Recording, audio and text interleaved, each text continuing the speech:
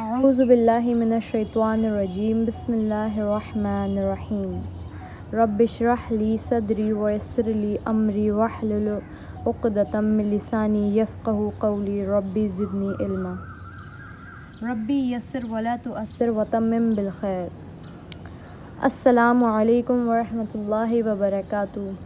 How are you all? Hope you all are doing great. उम्मीद करती हूँ आप सब खैरियत से होंगे. So this video is going to be meticulous about the necessary tools which we are going to use in this journey of learning Arabic calligraphy. So if you are really keen to learn this beautiful art from the Islamic golden age, then you have to stick with me till the end. And trust me, this journey is going to be very interesting. Before I start the video, I want you to know that to become a calligrapher is a very long process. It's not a piece of cake. It is said that to become a calligrapher, you must have 5 things, which are a good temperament, an understanding of calligraphy, good hands, endurance of pain, and necessary tools. And if any of these are missing, it is just like you are pushing a wall, means fruitless. So if you are ready to work on these 5 things which I have just mentioned, then we are good to proceed. There are just few things which we are going to use throughout the journey. So let me introduce you to these things, these tools. So first one is qalam. In English we call it pen, but yes, not the simple pen. Let me show you. This is my bamboo qalam. If you observe the tip, it is not flat, right? It is slant.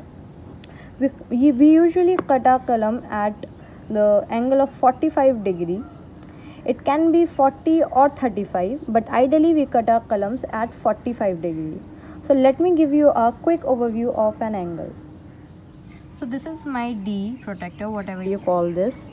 Okay, this is my 45 degree angle. I will be taking this angle and will cut my qalam according to it. Then I will get a shape like this. So let's talk about the second most important thing, which is an ink. So here's the ink, but we can't use the ink solely. We need ink container and we have to prepare ink. So here's the ink container, something which is airtight. Okay, you can take any box you have. And this is called liqa. Liqa is nothing, this is just a silk thread. You can use any other thread which is available in your house. So this is how it looks. I will make a separate video on how you can prepare an ink. Please ignore the background noises. You can also use a sponge. You can also use a sponge for ink preparation. This is how it will be looking after preparing the ink. So this is the second most important thing which we are going to use. Now let's talk about the third and the last thing, which is our paper. You can use normal page for practice purpose. I will not limit you, but this is my responsibility to tell you what's best. So here's the pages. This one is the normal page, normal A4 size sheet. This one is a photo paper. This is thick, this is shiny from the side and a rough surface at the back. And this is my glossy sheet, which is thin and is very glossy from both the sides. So first let's talk about this normal page which you can use for your practice. So this is my page, normal page. Now I will try to write something on it. Let's write dal.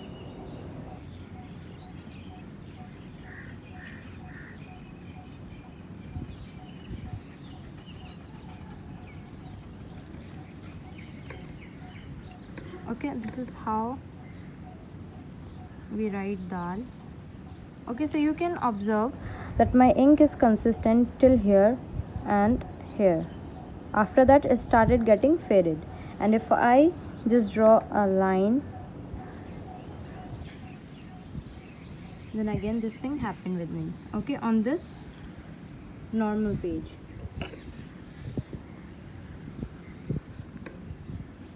Okay, now if I use this photo paper, which is quite thick, now I will make dal again, and it is really very hard to move my hand on this, as it doesn't allow my hand to flow.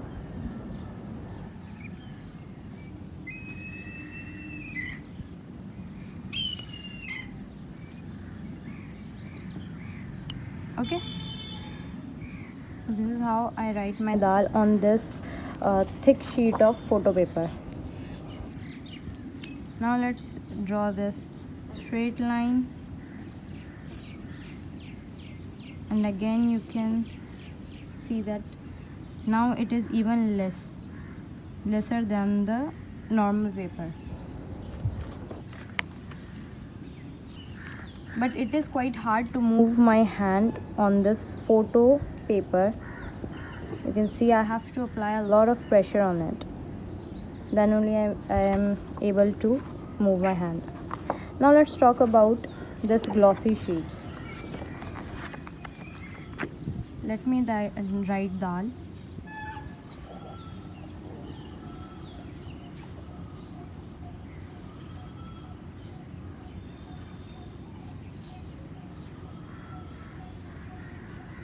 So if you observe that I don't even have to dip my column again and again while I'm writing on this glossy sheet.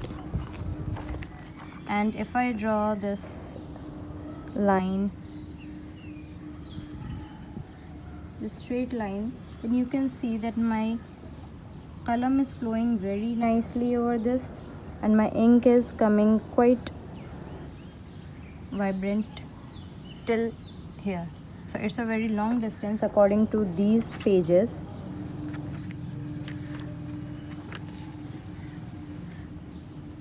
So what's best?